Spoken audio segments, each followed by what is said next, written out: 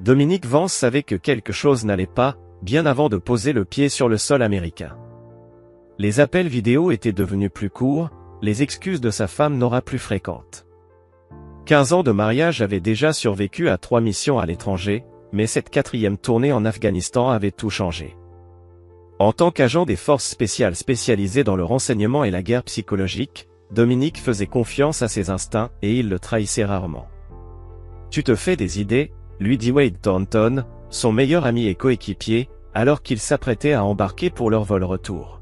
« Nora est sûrement en train de te préparer une grosse surprise. » Dominique rangea les dessins faits main de ses enfants, Bella, 12 ans, et Mason, 9 ans, dans la poche de sa veste, contre sa poitrine. « Peut-être. Mais Mason ne voulait même pas me parler la semaine dernière. Et Bella, elle avait l'air différente. » Les enfants changent vite à cet âge-là, tenta Wade, mais son regard trahissait une inquiétude qu'il ne disait pas. Ce que Wade ignorait, c'est que Dominique avait déjà pris contact avec un vieil ami de la division du renseignement, Lawson Reed. Après sa 3e mission, Dominique avait établi des plans de secours non pas parce qu'il soupçonnait Nora, mais parce que son métier lui avait appris à se préparer à tous les scénarios. Le message crypté envoyé à Lawson était bref, protocole de surveillance Delta.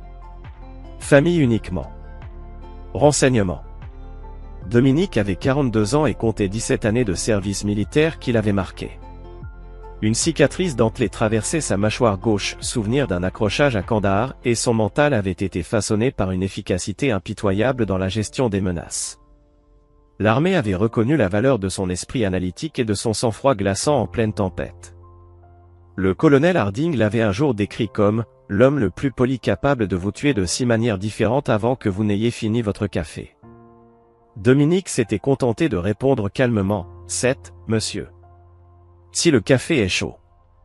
L'avion atterrit à l'aéroport de Washington dû à 5h43. Alors que les autres soldats se précipitaient pour retrouver leur famille, Dominique prit délibérément son temps. 2 heures plus tôt, pendant leur escale, il avait reçu le rapport préliminaire de Lawson. Objet, N, rend visite à un homme inconnu 3 à 4 fois par semaine. Enfant présent durant les visites du week-end. Relation intime confirmée.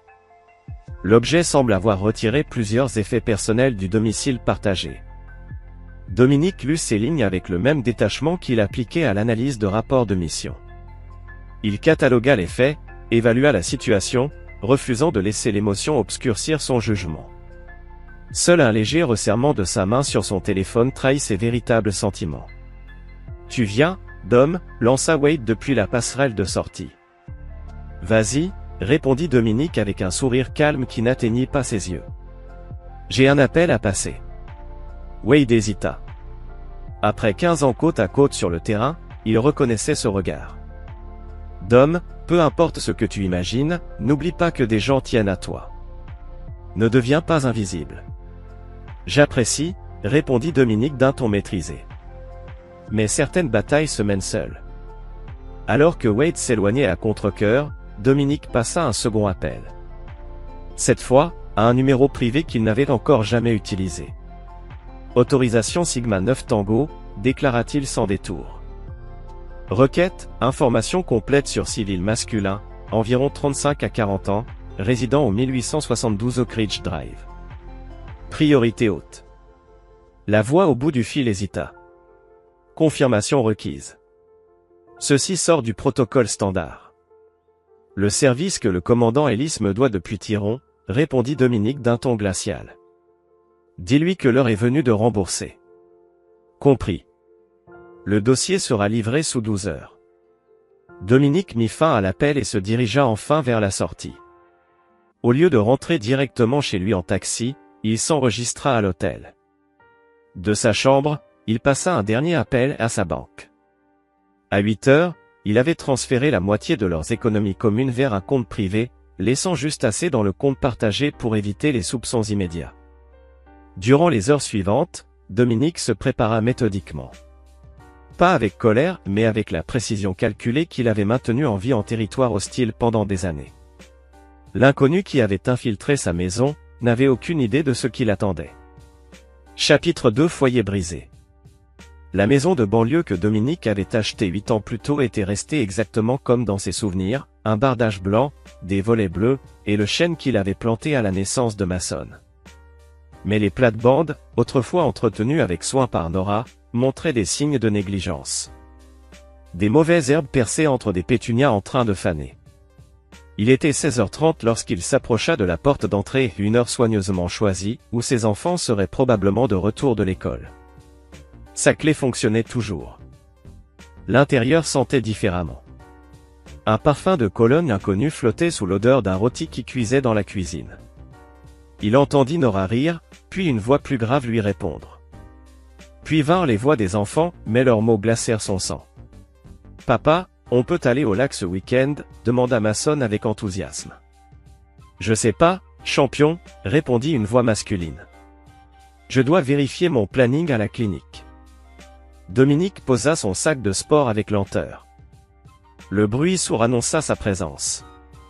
Un silence absolu tomba sur la maison. Nora apparut depuis la cuisine.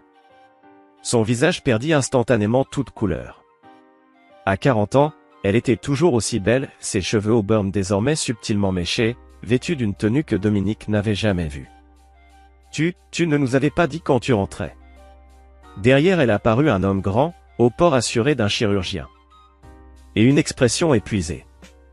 Nora représentait tout pour lui. Il s'arrêta net en apercevant Dominique. « Papa ?» Mason se précipita en avant, mais s'arrêta maladroitement à quelques pas, l'air perdu. Bella, quant à elle, resta figée sur le seuil de la cuisine, les yeux écarquillés, remplis de quelque chose qui ressemblait à de la culpabilité. « Tu es rentré tôt ?» dit-elle d'une voix toute petite. « En fait, je suis à l'heure », répondit calmement Dominique, en posant son regard sur l'inconnu. « Je ne crois pas que nous nous soyons déjà rencontrés. »« Dominique, voici le docteur Bryce Harlow » balbutia Nora. « Il est neurochirurgien à Memorial. »« Je vois », répondit Dominique avec un hochement de tête poli, sans trahir les calculs qui défilaient dans son esprit. « Et apparemment, père de mes enfants maintenant ?» Le docteur Harlow s'avança avec une contenance professionnelle. « Major Vance, je comprends que ce soit délicat. Peut-être devrions-nous discuter de cela comme des adultes, pour le bien des enfants. » « C'est exactement ce que je pense, » répondit Dominique d'une voix glaçante. « Les enfants, allez dans vos chambres quelques minutes. »« Mais papa, » commença Mason en regardant Bryce, puis se corrigea.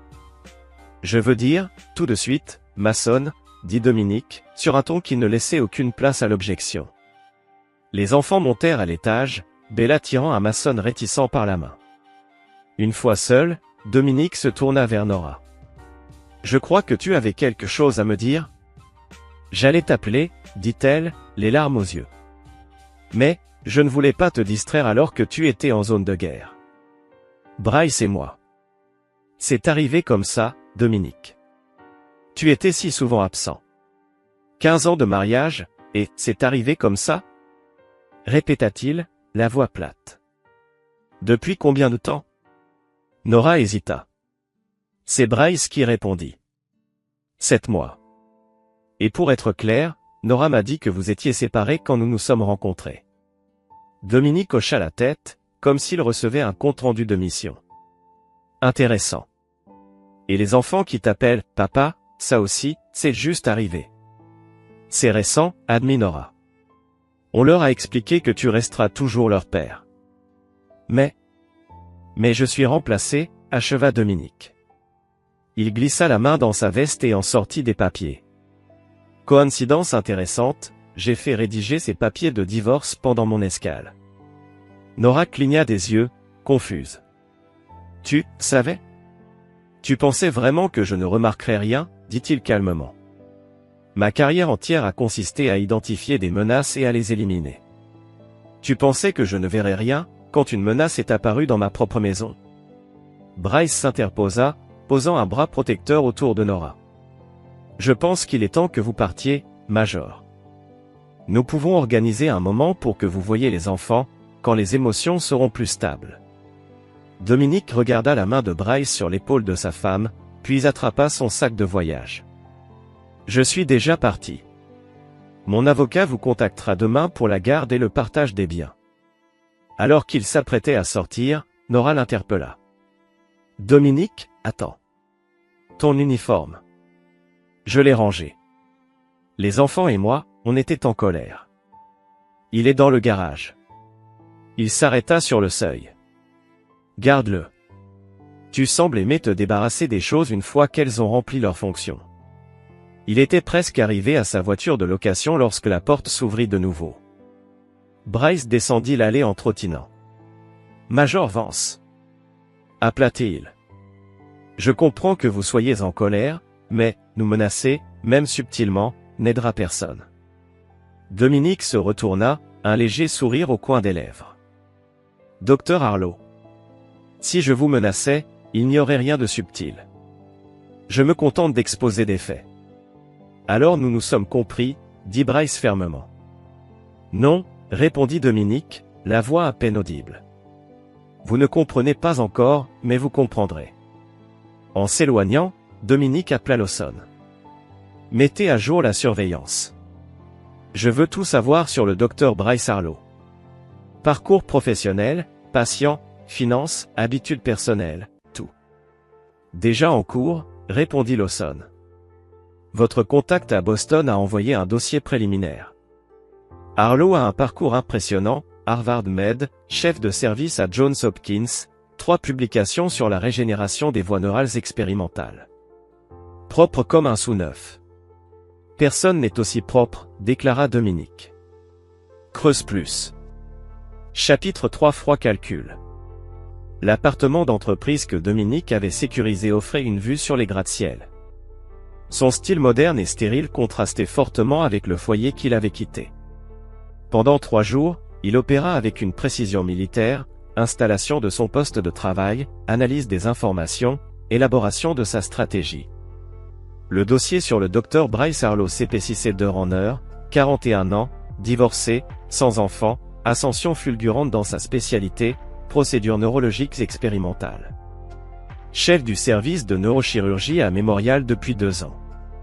Du bénévolat dans des hôpitaux pour vétérans. L'ironie n'échappa pas à Dominique. Réputation publique impeccable. Mais Lawson avait trouvé autre chose, des revues du conseil médical sur 3 patients ayant eu des complications inattendues après des procédures expérimentales mises au point par Harlow. Rien n'avait été rendu public. Les cas avaient été discrètement réglés avec des clauses de non-divulgation. C'est pas grand-chose, dit Lawson au téléphone sécurisé. Le gars est prudent. Mais il y a autre chose, une subvention de recherche de Nexus Pharmaceuticals a été annulée il y a 6 mois. Aucune explication, mais ça coïncide avec le départ de leur chef médical. Note ça. Je veux tout savoir sur ce CMO. Déjà fait. Docteur Vivian Cantrell. Elle travaille maintenant pour un concurrent. J'ai organisé une rencontre demain. Elle pense que tu viens du bureau de l'inspecteur général, enquêtant sur les subventions. Parfait, répondit Dominique. Et mes enfants? Lawson baissa légèrement le ton. Ils vont à l'école normalement. La fille est plus renfermée. L'enseignant du garçon a noté des changements de comportement depuis 5 mois environ. Dominique encaissa l'information, la mâchoire serrée. Et Nora? Elle a consulté un avocat en divorce hier. Westbrook et Associés. Cabinet haut de gamme, spécialisé dans les divorces militaires. Harlow l'a accompagné. Bien sûr qu'il l'a fait, grogna Dominique. Ce sera tout. Après avoir raccroché, il ouvrit son ordinateur pour examiner les documents que son propre avocat avait préparés, une contre-stratégie à tout ce que Nora pourrait tenter. Contrairement aux opérations militaires où Dominique cherchait toujours à minimiser les dommages collatéraux, cette situation exigeait une approche différente.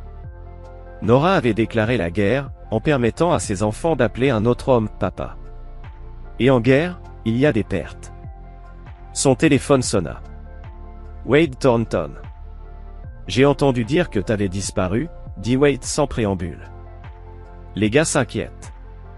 Je gère une situation, répondit Dominique.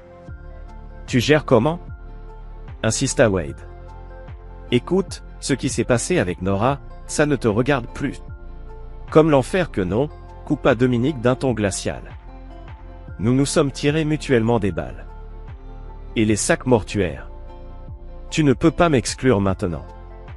Un long silence s'ensuivit avant que Dominique ne reprenne la parole. Ils ont jeté mon uniforme à la poubelle, Wade. 15 années de service, de sang, de sacrifice, balancés comme de simples ordures. Il marqua une pause, la voix lourde de chagrin. Mon fils appelle un autre homme, papa, maintenant. Seigneur. Souffla Wade. J'arrive tout de suite.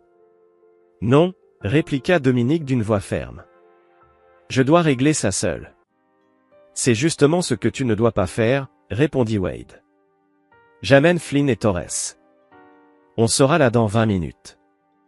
Dominique savait qu'il était inutile de discuter. 30 minutes plus tard, son appartement accueillait 3 opérateurs des forces spéciales, affalés sur les fauteuils, une bière à la main. Flynn, l'expert en démolition de l'équipe, siffla entre ses dents pendant que Dominique exposait ce qu'il avait découvert. Alors, le bon docteur t'a volé ta femme et joue au papa avec tes enfants? C'est quoi le plan? Dis-moi qu'il y a des explosifs. Il s'agit d'informations, corrigea Dominique. L'arme la plus puissante. Torres, le spécialiste des communications, hocha la tête avec un sourire. Classique Vance. Mais sérieusement, qu'est-ce que tu attends de nous? Dominique hésita. Impliquer son équipe compliquait tout. Ça créait des témoins. Mais ces hommes l'avaient vu au pire de lui-même, dans des enfers sanglants aux 4 coins du monde et il l'avait toujours suivi sans poser de questions. J'ai besoin d'une surveillance sur l'hôpital, décida-t-il. En particulier sur les patients et les sujets de recherche d'Arlo. Et il faut que ce soit discret. Wade acquiesça. La sœur de Flynn travaille à l'administration hospitalière. Torres peut s'occuper de la surveillance électronique. Mais Dom, peu importe ce que tu prépares, souviens-toi de qui tu es. C'est exactement ce que je fais, répondit Dominique, le ton dur. Je suis l'homme qui élimine les menaces, quand on touche à ce qui m'appartient. Plus tard dans la nuit, de nouveau seul, Dominique reçut un message texte d'un numéro inconnu. Une seule photo, Nora et Arlo, entrant dans un restaurant chic. Le bras de Arlo autour de sa taille, son visage tourné vers le sien avec adoration. Le texte en dessous disait « Dépôt de la demande de garde demain. Demande de garde exclusive, avec droit de visite surveillée uniquement.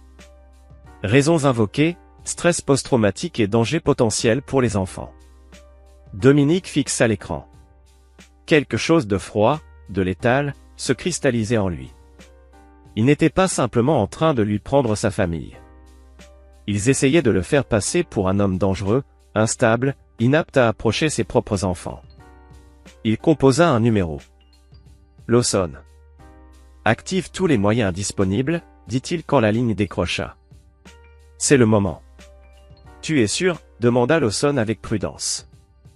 Une fois que ça démarre. Ils ont fait leur choix, coupa Dominique. Maintenant, ils vivront avec. Ou pas. À eux de voir.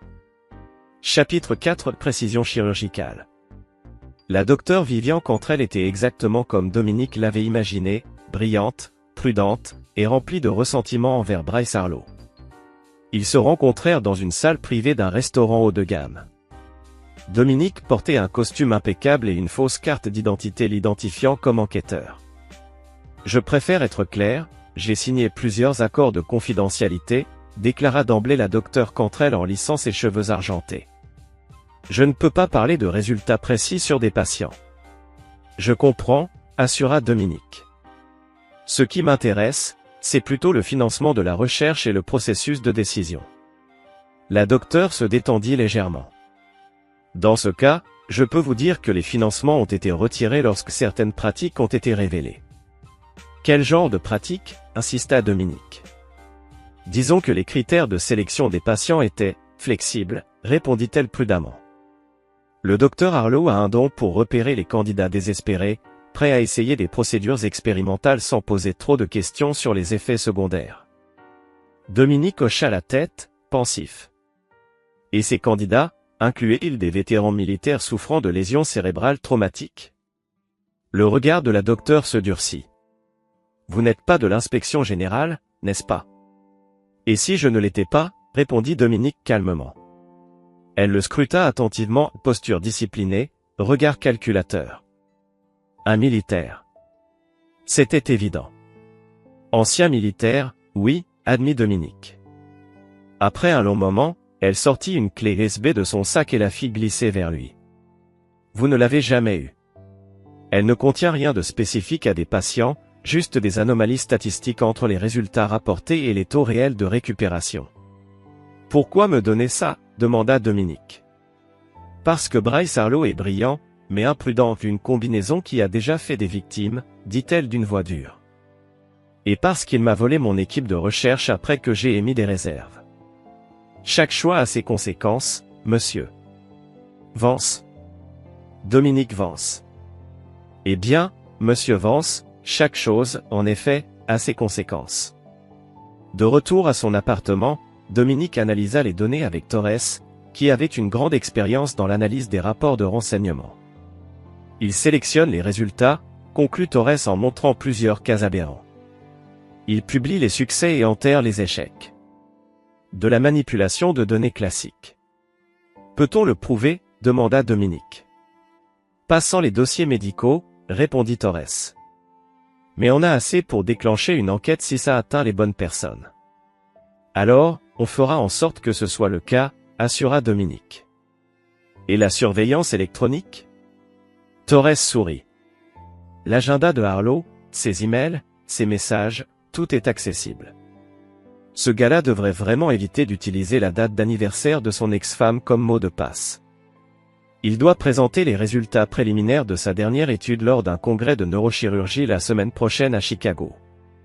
Parfait, approuva Dominique. Ça nous laisse le temps de nous préparer. Quoi d'autre? Ta femme, commença Torres. Nora, corrigea Dominique d'une voix glaciale. Ce n'est plus ma femme. Nora, reprit Torres, a eu une consultation téléphonique avec son avocate ce matin. Ils vont de l'avant avec la demande de garde, en se servant de ton passé militaire comme levier, en évoquant un éventuel stress post-traumatique et une tendance à la violence. Dominique ne broncha pas, mais son regard se fit plus froid encore. Ils veulent faire de moi une menace pour mes propres enfants. C'est leur angle d'attaque, confirma Torres. Mais la sœur de Flynn a assuré. Elle a obtenu l'agenda chirurgical d'Harlow. Demain, il opère un vétéran de 26 ans avec une lésion cérébrale traumatique. Dominique haussa un sourcil. Un vétéran? Curieux timing. C'est ce que je me suis dit, acquiesça Torres. Le patient, Scott Mercer, croit que le taux de succès est de 85%. Mais d'après les données de Cantrell, c'est plutôt 40%, avec de gros risques de complications. Dominique se leva. Décision prise. Je veux tout sur Scott Mercer, dossier militaire, famille, contact. Et trouvez-moi quelqu'un qui défend les droits médicaux des vétérans. Quelques heures plus tard, Wade revenait avec un contact précieux, la députée Diana Kramer, présidente du comité des anciens combattants au Congrès. Et une fervente défenseur de la protection des anciens combattants contre les procédures médicales expérimentales. Une rapide vérification de ses antécédents révéla qu'elle avait perdu son frère à cause de complications liées à un traitement expérimental pour des blessures subies en Irak. Elle écoutera, insista Wade. Mais tu dois faire attention à la façon dont tu présentes les choses. On marche sur une corde raide entre exposer Harlow et donner l'impression qu'on est en mission de vengeance. Pourquoi pas les deux? Suggéra Flynn depuis sa place près de la fenêtre. Parce que l'un donne des résultats, expliqua Dominique avec patience. Et l'autre me fait passer exactement pour ce qu'ils prétendent que je suis, instable et dangereux. Ce soir-là, Dominique reçut un autre message. Des photos de Bryce emmenant Mason à un match de baseball. Le garçon lui souriait. Le texte disait, date d'audience au tribunal de la famille fixée à jeudi prochain. Juge Abernathy désigné pour l'affaire. Réputé pour privilégier les foyers stables plutôt que les parents militaires avec un long historique de déploiement. La main de Dominique se resserra sur le téléphone jusqu'à en blanchir les jointures. Puis, avec un contrôle délibéré, il le posa et retourna à sa planification. Jeudi lui laissait exactement 9 jours pour démanteler la vie de Bryce Harlow. C'était amplement suffisant. Chapitre 5. Point de pression. Le bureau du groupe de défense des vétérans était modeste mais bien organisé. Elisa Montgomery, la directrice aux cheveux argentés, observa Dominique avec scepticisme alors qu'il exposait ses préoccupations concernant les procédures expérimentales du Dr Harlow. « Ce sont des accusations graves, Major Vance, dit-elle après avoir examiné les données statistiques. Quel est votre intérêt dans ce chirurgien en particulier ? Préoccupation professionnelle, répondit Dominique avec aisance. Je suis tombé sur son nom en recherchant des options de traitement pour les lésions cérébrales traumatiques chez les vétérans.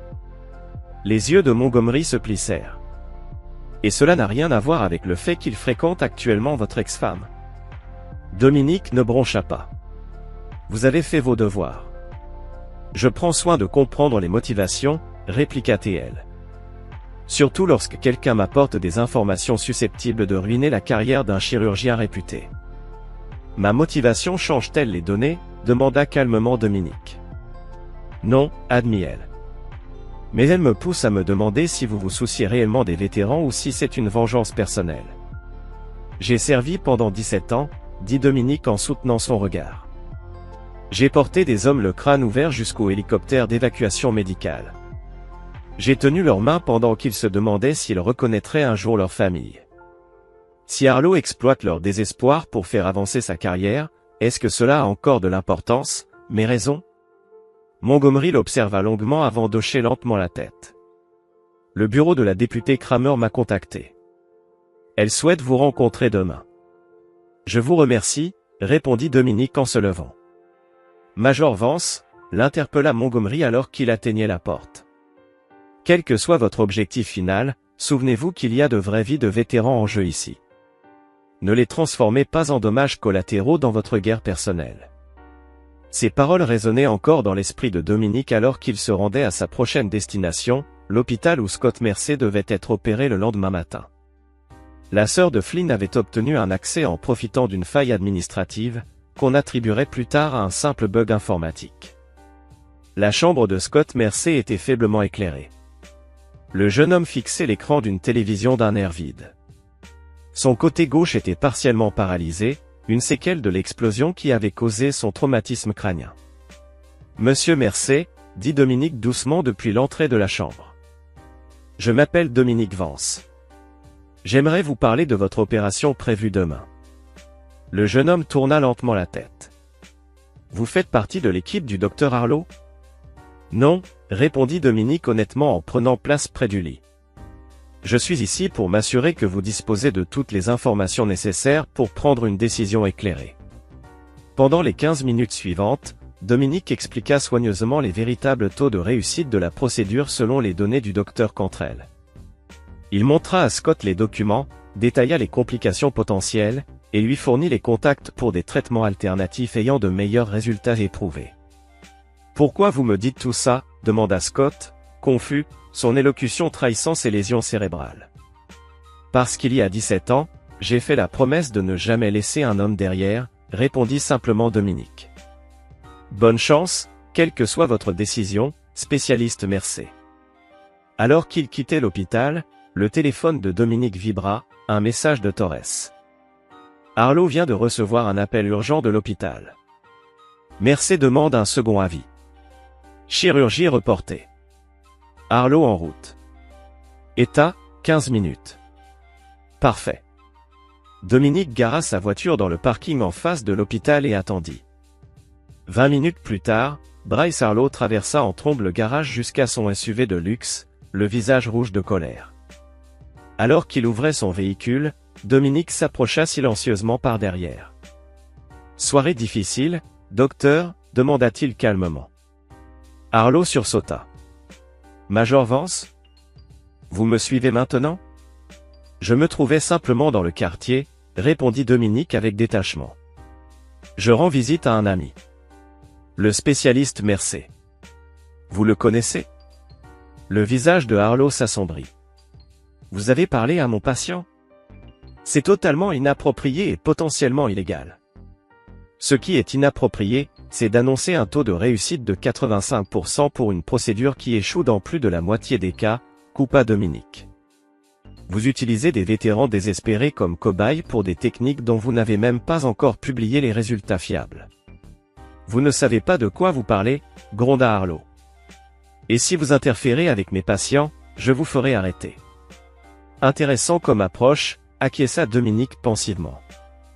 Assez proche de la vôtre, quand vous utilisez mon syndrome post-traumatique que je n'ai jamais été diagnostiqué pour m'éloigner de mes enfants. La confiance de Harlow vacilla légèrement. C'est différent. Nora veut simplement préserver la petite famille parfaite que vous vous êtes construite, murmura Dominique en s'approchant. Vous bâtissez votre vie sur des fondations volées, docteur. Et quand le sol se met à trembler, à quel point vous sentez-vous en sécurité? C'est une menace? S'emporta Harlow, tentant de garder contenance. Une observation, corrigea Dominique. La députée Kramer, de la Commission des anciens combattants, partage mes inquiétudes concernant l'éthique médicale. Nous avons rendez-vous demain. Le teint de Harlow vira au blanc. Vous détruisez ma réputation à cause de vos problèmes de couple. C'est de la folie. Non, répondit Dominique d'un ton égal. Je m'assure simplement que toutes les informations pertinentes parviennent aux autorités compétentes. Tout comme vous le faites devant le juge des affaires familiales en parlant de mes antécédents militaires. Il esquissa un sourire froid. Nous sommes simplement deux citoyens concernés, n'est-ce pas? Alors que Harlow restait bouche bée, Dominique fit demi-tour et il s'éloigna. Salut Nora de ma part, cria-t-il par-dessus son épaule. Et rappelle-lui que l'audience pour la garde a lieu jeudi prochain. J'ai hâte d'y être. Plus tard dans la soirée, dans son appartement, Dominique reçut un appel de Wade Mercer. Il a annulé son opération, rapporta Wade. Et 3 autres patients figurant sur la liste expérimentale de Harlow ont demandé leur transfert vers d'autres neurologues. Très bien, répondit Dominique. Et l'autre affaire, elle progresse? Flynn a réussi à contacter l'ex-femme de Harlow à Boston, dit Wade. Elle est prête à fournir une déclaration sous serment concernant son comportement inquiétant pendant leur mariage. Il est question d'obsession pour son travail et de manipulation émotionnelle.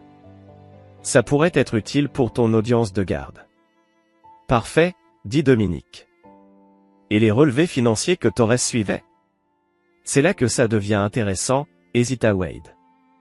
Harlow a transféré des montants significatifs entre ses comptes. Près de $200 000 rien que le mois dernier.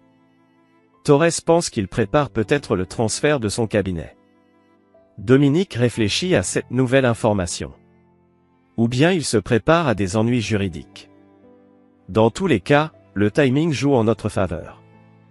Demain, on rencontre la députée Kramer. Et ensuite, demanda Wade.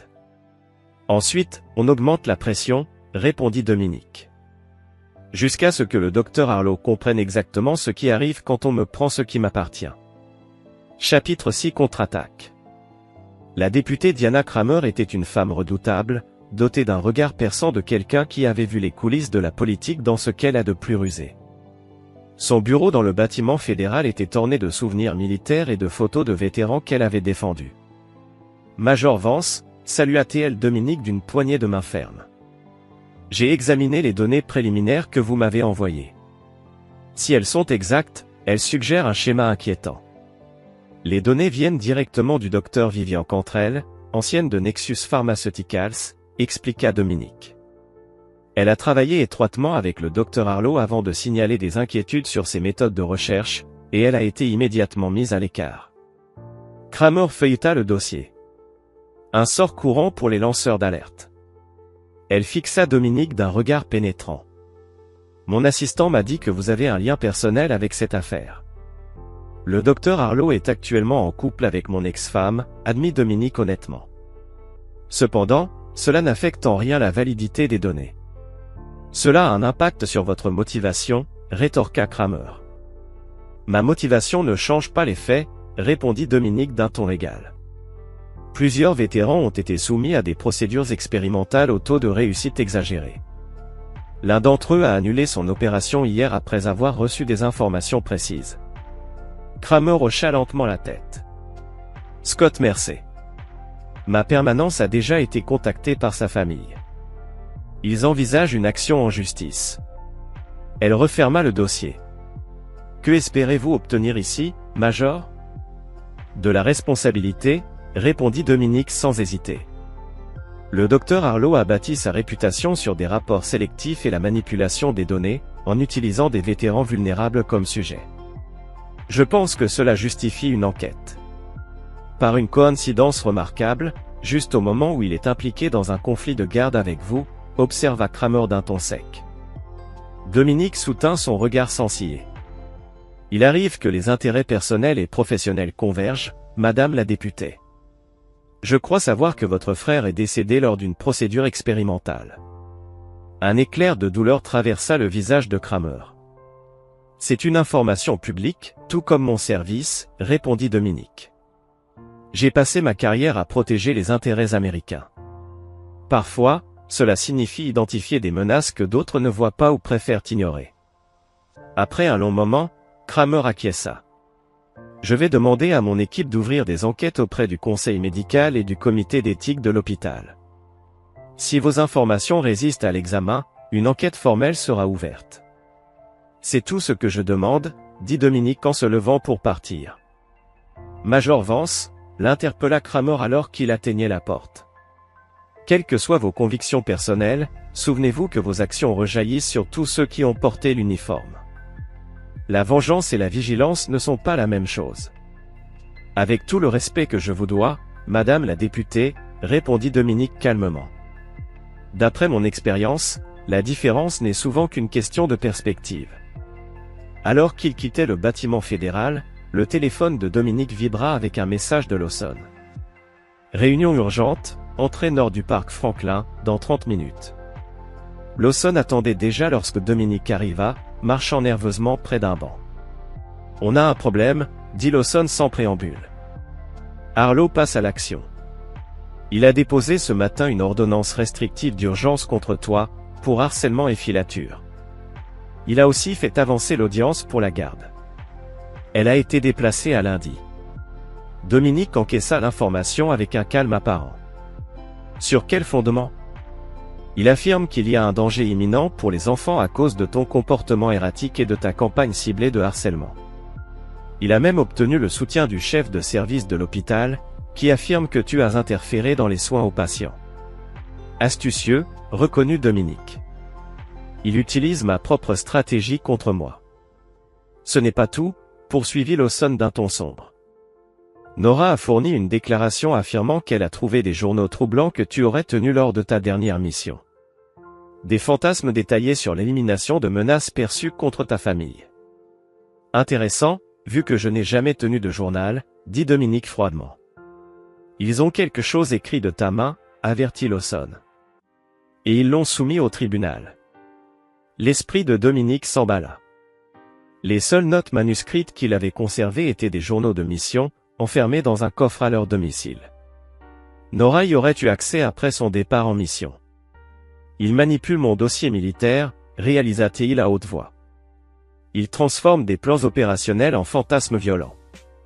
C'est exactement ce que dit ma source, approuva Lawson.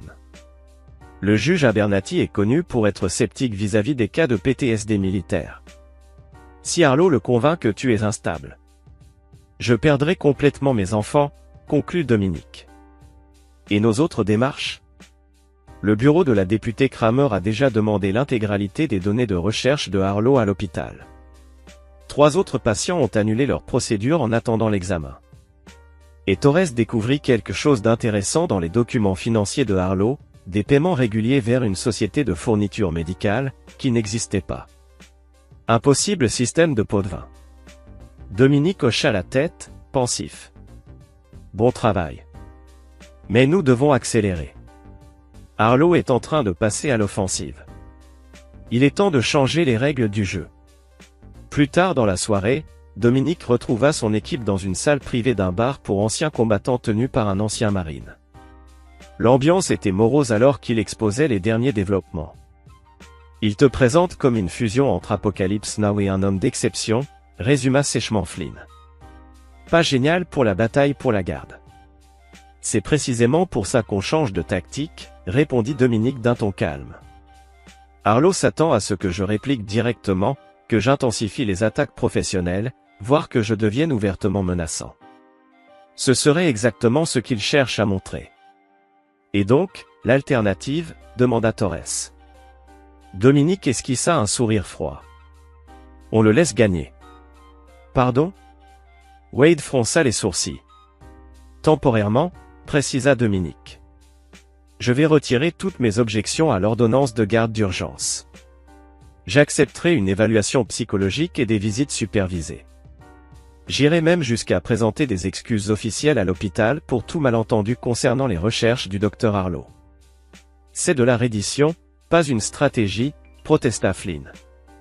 C'est une diversion, corrigea Dominique. Pendant que Arlo croit avoir gagné, nous poursuivons notre vraie opération. Torres, où en es-tu avec ces irrégularités financières? J'ai retracé les paiements jusqu'à une société écran enregistrée aux îles Caïmans, répondit Torres. Je travaille encore sur l'identification des bénéficiaires réels, mais la structure indique un blanchiment d'argent, pas seulement des pots de vin. Et la déclaration de l'ex-femme? Prête à être déposée, confirma Wade. Elle a aussi fourni des emails datant de leur mariage montrant que Arlo était prêt à manipuler des données pour avancer dans sa carrière. Et les enfants? Demanda Flynn à voix basse. L'expression de Dominique se durcit brièvement. C'est le plus difficile. Je dois être patient. Si j'essaie de les voir maintenant, ça alimente le récit selon lequel je suis instable et obsessionnel. Je vais plutôt leur envoyer une lettre brève et raisonnable, expliquant que je respecte l'arrangement actuel jusqu'à ce que les questions juridiques soient résolues. Ça ne va pas être facile à écrire, observa Wade. C'est déjà fait, répondit Dominique en glissant une feuille sur la table. La lettre était un modèle de retenue et de sollicitude paternelle, exprimant son amour pour les enfants tout en reconnaissant la complexité de la situation. Bon sang, murmura Flynn après l'avoir lu. Si j'étais le juge, je te donnerais la garde rien qu'avec ça.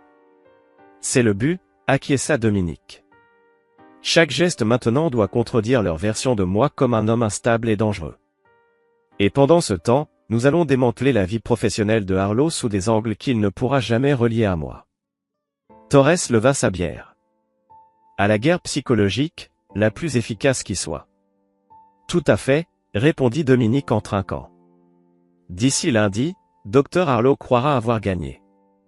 D'ici vendredi, il comprendra à quel point il a perdu. Alors que l'équipe poursuivait les préparatifs, le téléphone de Dominique s'illumina. Un message. De Bella, sa fille, envoyé depuis un numéro inconnu. Papa, est-ce que tu es vraiment dangereux? Maman et Bryce disent qu'on ne peut pas te voir parce que tu pourrais nous faire du mal. Moi, je ne les crois pas. Mais Mason a peur maintenant. Dominique fixa le message. Une rare émotion lui passa brièvement sur son visage, puis il reprit le contrôle. Il tapa lentement. Je ne vous ferai jamais de mal, ni à toi ni à Mason. Je n'ai toujours combattu que pour protéger ceux que j'aime. Je vous aime tous les deux très fort. Et quand tout cela sera fini, on sera à nouveau ensemble. Reste forte, ma chérie. Il montra l'échange à Wade. Il retourne mes enfants contre moi. Le visage de Wade se durcit. Alors on va leur faire regretter ça. Non, répondit Dominique, d'une voix glaciale. On va faire en sorte qu'ils ne s'en remettent jamais. Chapitre 7 Risque calculé. Le lundi matin se leva, gris et pluvieux, alors que Dominique pénétrait dans le tribunal de la famille. Il portait un costume sobre. Sa posture militaire était visible, mais volontairement atténuée. À ses côtés, son avocate Marisol Delgado, spécialiste du droit familial militaire, relisait ses notes de dernière minute. Reste conciliant, mais pas soumis, murmura-t-elle. Nous coopérons pleinement tout en défendant tes droits fondamentaux en tant que père. Dominique acquiesça, son visage impassible, dissimulant le calcul froid derrière sa reddition apparente.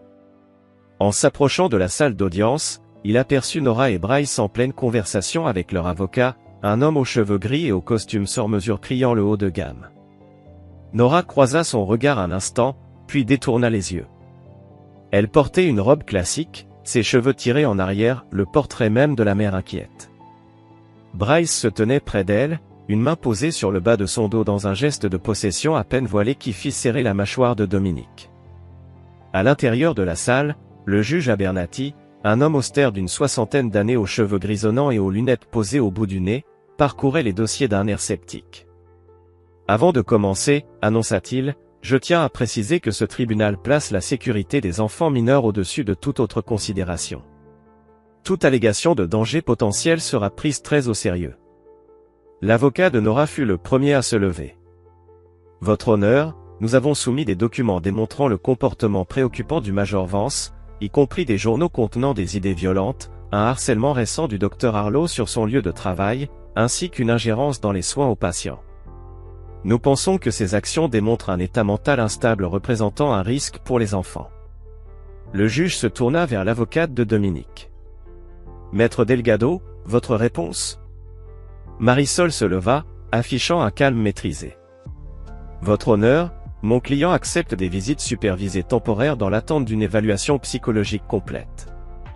Tout en niant catégoriquement que les notes du Major Vance relèvent d'idéation violente, nous comprenons l'importance que le tribunal accorde au bien-être des enfants et nous coopérerons pleinement avec toute évaluation jugée nécessaire. » Un murmure de surprise traversa la salle. L'avocat de Nora sembla désarçonné par l'absence de résistance, tandis que l'expression de Bryce passait d'une assurance moqueuse à une méfiance prudente. Le juge ajusta ses lunettes et s'adressa à Dominique. « Major Vance, est-ce bien votre position ?»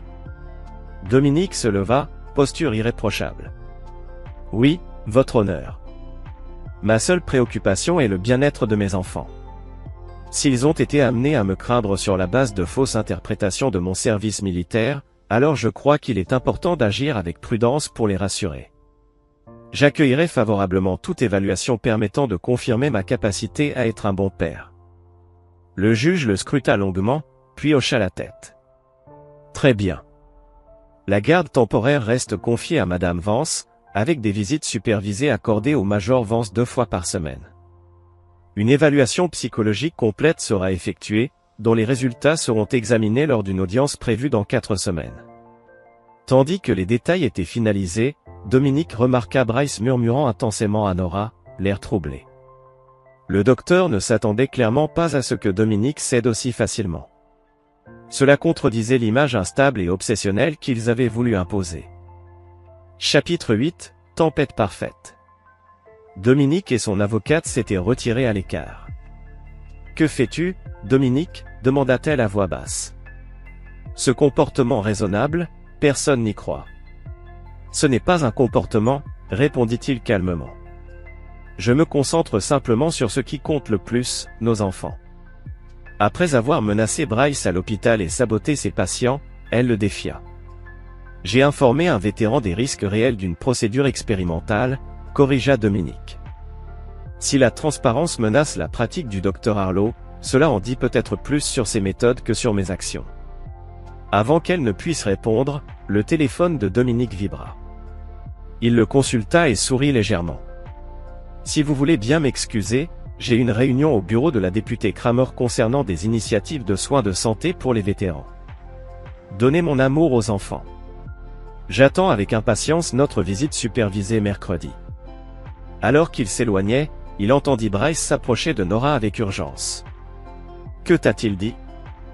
Dominique ne put entendre sa réponse, mais il n'en avait pas besoin. Les graines du doute avaient été semées. Phase 1, terminée. 2 heures plus tard, au bureau de la députée Kramer, le véritable travail continuait. Le comité d'éthique de l'hôpital a ouvert une enquête formelle sur les méthodologies de recherche du Dr Harlow, informa Kramer à Dominique. 3 autres patients se sont manifestés, alléguant qu'ils n'avaient pas été correctement informés des risques. Y a-t-il eu une réponse de l'administration de l'hôpital Mémorial ? Demanda Dominique. Il se retranche, répondit Kramer. Défense institutionnelle standard, reconnaissance minimale, promesse d'examen interne, et les irrégularités financières. C'est là que les choses deviennent intéressantes. Kramer fit glisser un dossier sur le bureau. Vos informations sur les paiements à une entreprise de fournitures médicales inexistantes nous ont conduit à découvrir que Harlow facturait des matériaux expérimentaux via des codes d'assurance standard, une fraude potentielle à l'assurance en plus des violations éthiques. Le docteur Harlow a-t-il été informé de ces enquêtes ? Demanda prudemment Dominique. Pas encore, dit Kramer. Le comité se réunit demain. Il sera convoqué pour répondre aux allégations à ce moment-là. Parfait timing, acquiesça Dominique. Juste après ma première visite supervisée avec mes enfants. Kramer le scruta avec des yeux plissés. J'espère que vous ne prévoyez pas d'utiliser ces enquêtes comme levier dans vos affaires personnelles, Major. Je suis simplement reconnaissant que la surveillance appropriée soit appliquée pour protéger les vétérans vulnérables. Le timing est fortuit. Plus tard ce soir-là, Dominique rencontra Torres dans un café de l'autre côté de la ville. Les traces financières sont complètes, rapporta Torres à voix basse. Harlow siphonne des fonds de recherche via une société écran, puis les utilise pour des dépenses personnelles, y compris un acompte pour une maison au bord d'un lac qu'il a acheté il y a 3 mois. La maison au bord du lac que Mason voulait visiter, nota Dominique, sa voix se durcissant. Exactement, confirma Torres. Mieux encore, elle est au nom de la société écran, pas de Harlow personnellement. Une tentative classique de dissimuler des actifs. Et l'administrateur de l'hôpital? La sœur de Flynn a mentionné Philip Reinhardt, chef de la chirurgie, répondit Torres. Il a approuvé tous les protocoles de recherche de Harlow sans examen approprié. Nous avons trouvé des emails où Harlow promettait de l'inclure comme co-auteur sur des publications majeures en échange d'approbations accélérées. Dominique sourit froidement. Donc, nous avons une fraude à l'assurance, un détournement de fonds de recherche, des violations éthiques et une corruption administrative, tous prêts à éclater simultanément. Le timing est crucial ici, avertit Torres. Si ces enquêtes deviennent publiques avant que votre situation de garde ne soit résolue, cela pourrait sembler être des représailles. Ce qui est pourquoi nous laissons d'autres prendre la tête publique, la députée Kramer, le comité d'éthique médicale, les enquêteurs de fraude à l'assurance. Ils seront les visages visibles de ces enquêtes, tandis que nous restons dans l'ombre. Torres hocha la tête avec appréciation. Approche classique des opérations spéciales. Exactement, confirma Dominique. D'ici à ce que Harlow réalise ce qui se passe, il sera trop tard pour contre-manœuvrer. La précision de la frappe est ce qui compte, pas qui en reçoit le crédit. Torres hésita. Il y a une chose de plus. Wade a intercepté un texto de Nora à Harlow que vous devriez voir. Il tendit son téléphone à Dominique, qui lut le message. Il est trop raisonnable. Je le connais. Quand il devient silencieux comme ça, c'est quand il est le plus dangereux. Nous devons être prudents. Peut-être n'aurions-nous pas dû pousser pour la garde exclusive si rapidement. Dominique rendit le téléphone, son expression inchangée. Elle commence à se souvenir de qui je suis. Bien. La peur est utile lorsqu'elle est correctement appliquée. Et les enfants ? Demanda Torres. Êtes-vous prêt pour la visite supervisée ? Pour la première fois, une lueur d'émotion sincère traversa le visage de Dominique.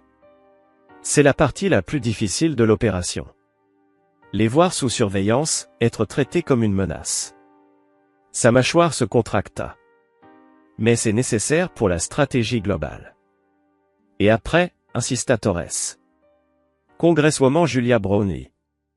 Ensuite, dit Dominique, sa voix tombant presque en un murmure, le docteur Bryce Harlow apprendra ce qui se passe quand on essaie de prendre les enfants d'un autre homme et de les appeler les siens.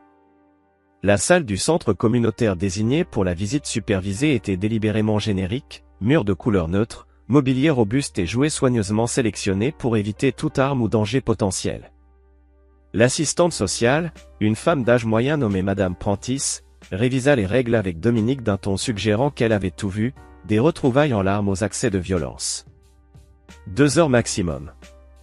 Je serai présente tout au long. Pas de discussion sur l'affaire de garde ou de commentaires désobligeants sur la mère des enfants ou son partenaire. Sommes-nous clairs, Major Vance ?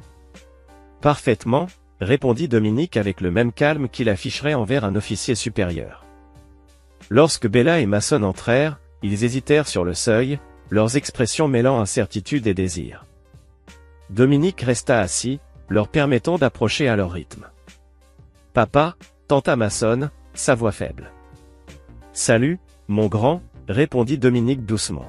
« Tu m'as manqué. » Et il relut le dossier que Torres avait préparé, un résumé exhaustif de toutes les preuves recueillies contre Bryce Harlow, classées de manière chronologique et par catégorie: irrégularité financière, violation de l'éthique de la recherche, fausse déclaration aux patients, le tout soigneusement documenté avec des preuves à l'appui.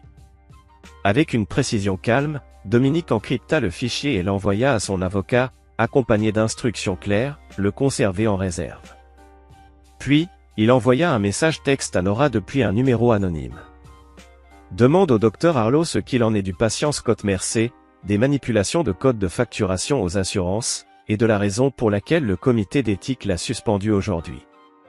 Demande lui aussi à propos de la maison au bord du lac achetée avec des fonds de recherche.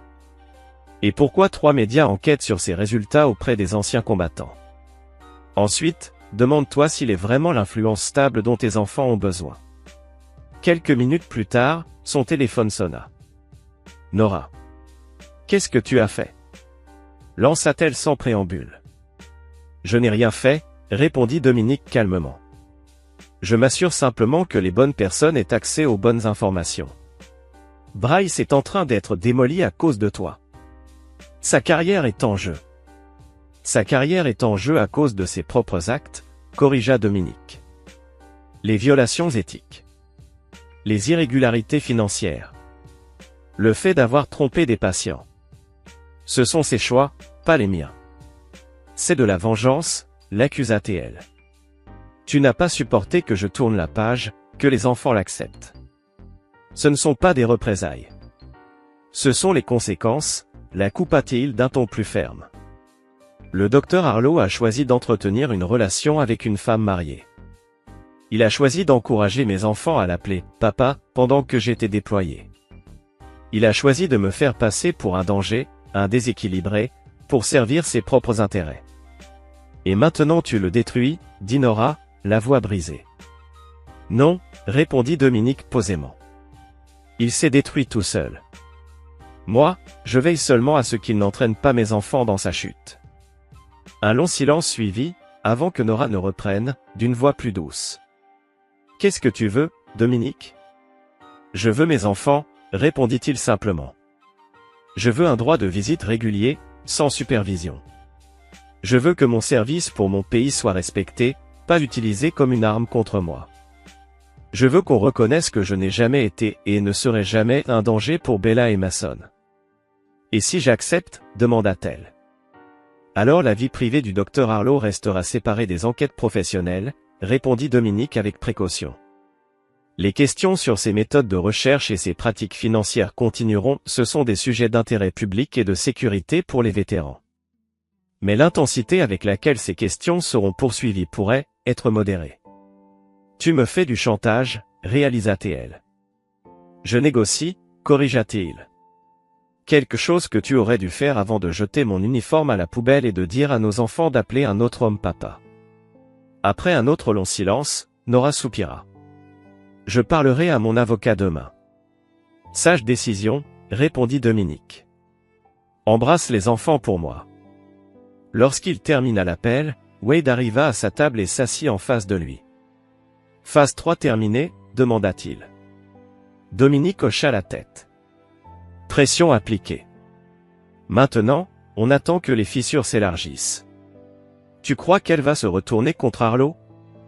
C'est déjà fait, répondit Dominique avec assurance. Nora priorise la stabilité et la sécurité.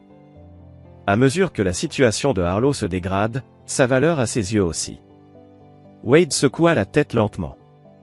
Froidement calculé, mon ami. Non, le corrigea Dominique, un éclat dur dans le regard. C'est la justice.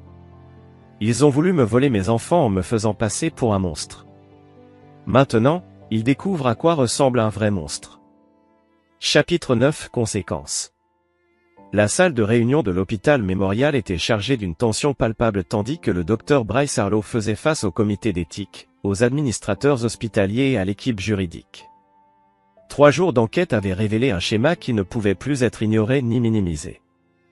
Docteur Harlow, commença Philippe Reinhardt, le chef de chirurgie, qui avait autrefois été son allié, le comité a examiné toutes les preuves disponibles et a constaté de graves violations des protocoles de recherche, des exigences de consentement des patients, et des normes de comptabilité financière.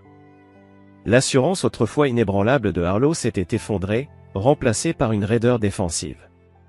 C'est une chasse aux sorcières, protesta-t-il. Quelqu'un me cible délibérément. Les preuves parlent d'elles-mêmes, répliqua froidement l'avocat de l'hôpital. Taux de réussite exagéré auprès des patients. Codage inapproprié des facturations aux assurances. Détournement de fonds de recherche. Ce ne sont pas des allégations, ce sont des faits documentés. Et mes contributions alors ? S'insurgea Harlow. Les procédures innovantes, les publications, le prestige que j'ai apporté à cet établissement. Tout cela sera remis en question lorsque cela deviendra public, répondit l'avocat, impassible. Le Conseil vous offre une seule chance, démission immédiate, renoncement à votre licence médicale pour une durée minimale d'1 an, en attendant examen, et coopération totale avec l'enquête financière. Sinon ? Lança Harlow. Sinon, nous remettons tout au bureau du procureur, répondit Reinhardt sans détour. La fraude à l'assurance est passible de sanctions pénales, docteur Harlow.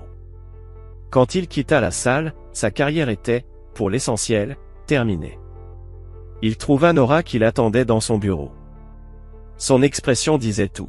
« Tu t'en vas » dit-il d'un ton neutre.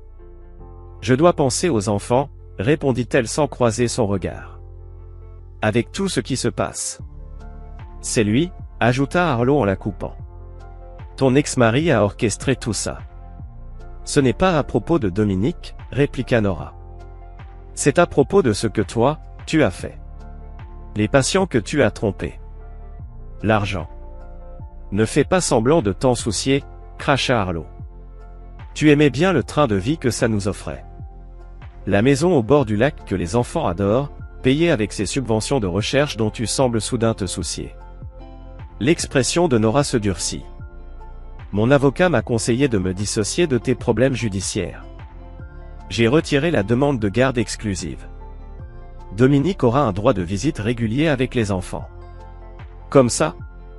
Rit Harlow avec amertume. Après tout ce qu'on a dit sur lui, qu'il était dangereux. Après avoir dit aux enfants de m'appeler papa ? Et maintenant tu retournes vers lui ?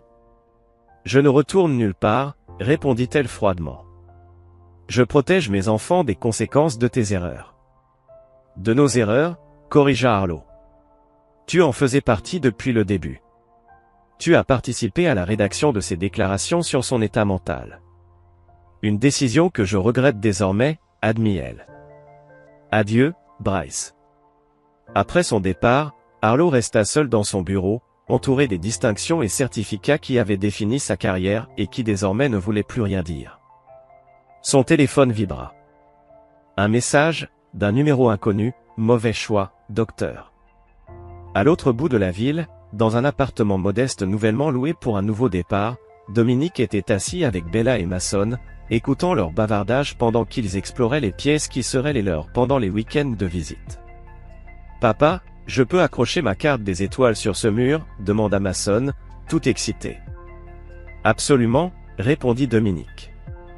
« Et Bella, ton bureau pour tes projets artistiques ira parfaitement près de cette fenêtre. » Son téléphone vibra, un message de Wade. Mise à jour, H a vidé son bureau aujourd'hui. Procédure de renoncement à la licence enclenchée. Retour à sa résidence d'origine. Enquête financière élargie à certains administrateurs hospitaliers.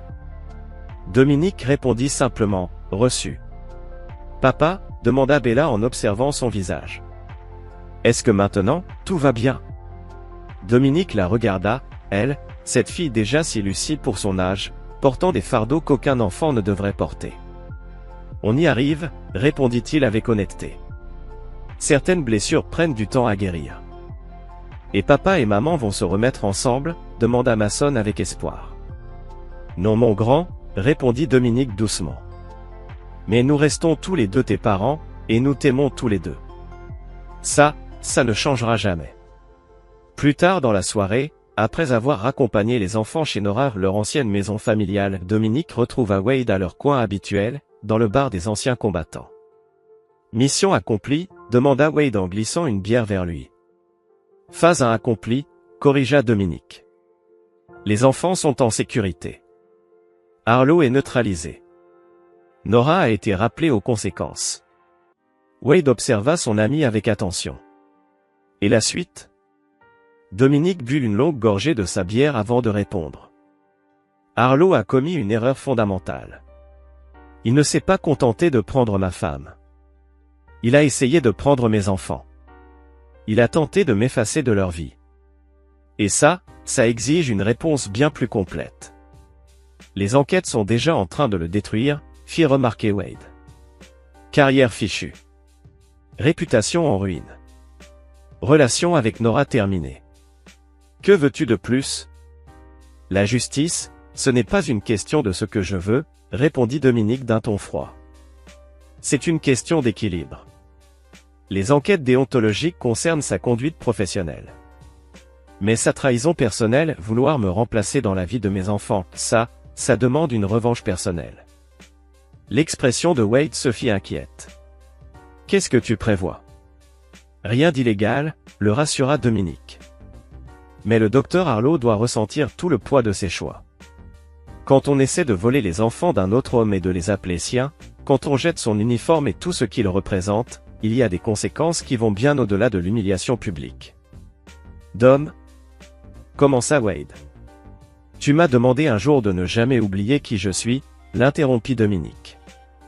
Je n'ai pas oublié. Je suis un père d'abord. Un soldat ensuite. Et je termine ce que je commence.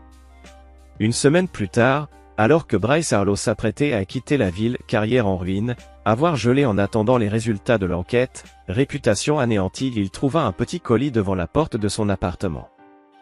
À l'intérieur, un drapeau américain soigneusement plié dans un écrin de présentation. Et un simple mot. Certaines choses ne doivent jamais être jetées. Souviens-toi de ça, où que tu ailles. Peu importe ce que tu essaies de reconstruire ensuite, ce n'était pas à propos de ta recherche ni de ta carrière. C'était une question d'honneur et de famille. Si jamais tu t'approches encore de mes enfants, il ne restera pas assez de morceaux de ta vie pour la recoller. Mauvais choix, docteur. Le dernier que tu feras contre moi. Harlow fixa la note, puis le drapeau.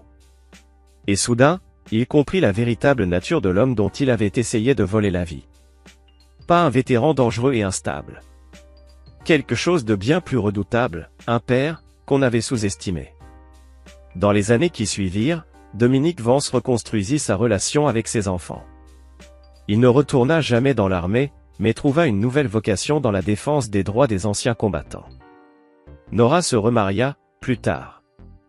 Avec un instituteur sans ambition autre que sa salle de classe, et un amour sincère pour les enfants, sans aucune intention cachée. Quant à Bryce Harlow, il disparut totalement de leur vie. Il se réinstalla dans une petite ville, dans un autre état, où il accepta un poste dans un centre de recherche, loin de tout contact avec des patients. Chaque fois que son nom apparaissait dans des journaux médicaux bien moins prestigieux qu'avant, Dominique le notait avec détachement. Comme un général surveillant une menace neutralisée. La famille brisée ne fut jamais entièrement restaurée. Mais des fragments surgit quelque chose de peut-être plus précieux encore, la vérité, le respect, et la certitude inébranlable que certains liens ne peuvent être rompus. Même par la trahison. Papa?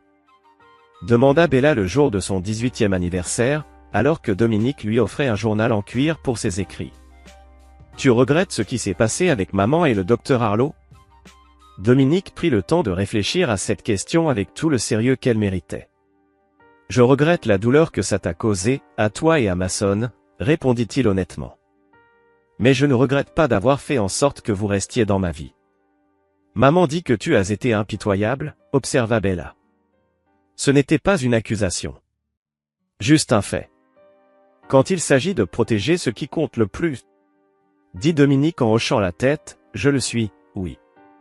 Bella acquiesça, comprenant à cet instant une vérité essentielle sur l'homme qui s'était battu pour rester son père. Je suis contente, dit-elle simplement. Et à cet instant, Dominique Vance sut que chaque risque calculé, chaque mouvement stratégique, chaque décision froide, avait valu la peine. Dans la guerre pour ce qui comptait le plus, il était sorti victorieux. Pas par chance. Par choix. C'est ainsi que notre histoire s'achève. Partage ton avis dans les commentaires. Merci de ton temps. Si tu as aimé cette histoire, abonne-toi à cette chaîne. Clique sur la vidéo que tu vois à l'écran, et on se retrouve là-bas.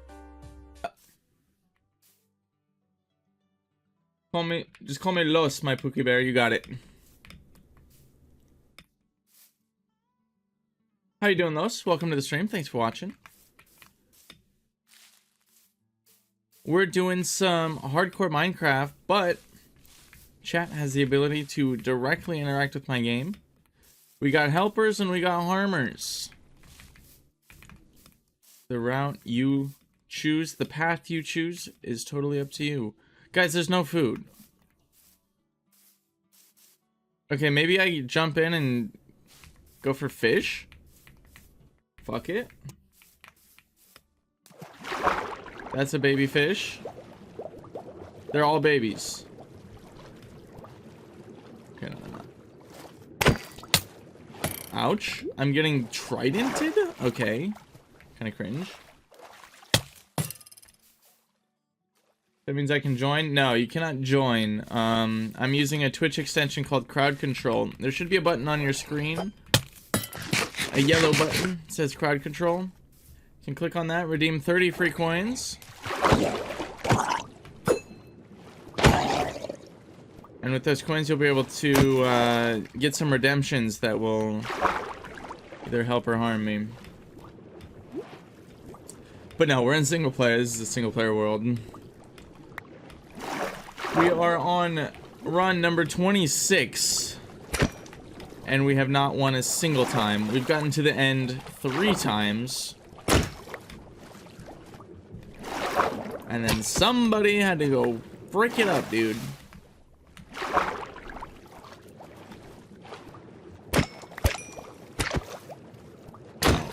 You know I'm desperate for food when I am swimming around in the ocean swinging a sword at fish.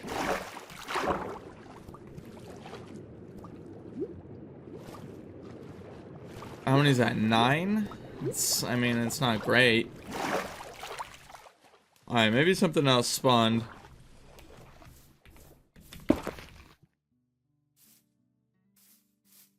How's everybody doing today? Thanks for watching.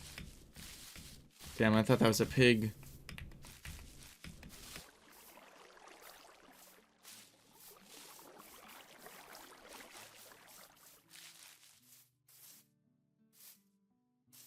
Wait, where's CC? Should be there. It's connected. As far as I know, everything's working. Is there a problem, Ryan?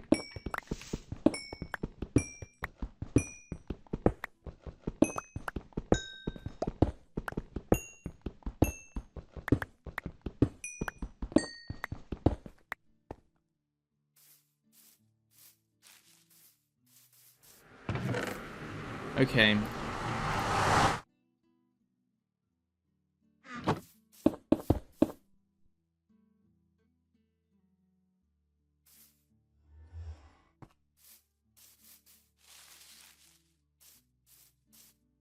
Not a single freaking animal, bro. Not a single one.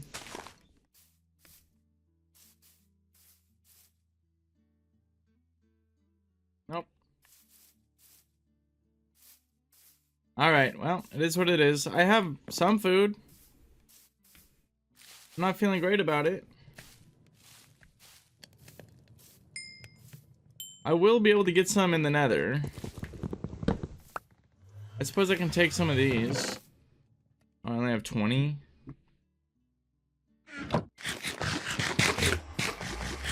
Yeah, these do like nothing. And they have like no saturation.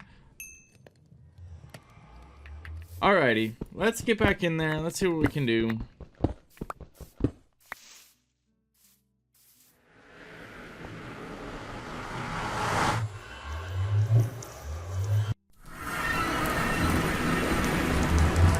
my dog's here. Oh, I better put these on now. Woo! He was rushing me, bro. Okay. So yeah, we need gold pretty bad. So I'm gonna keep prioritizing that. As soon as I start digging this, I might get rushed.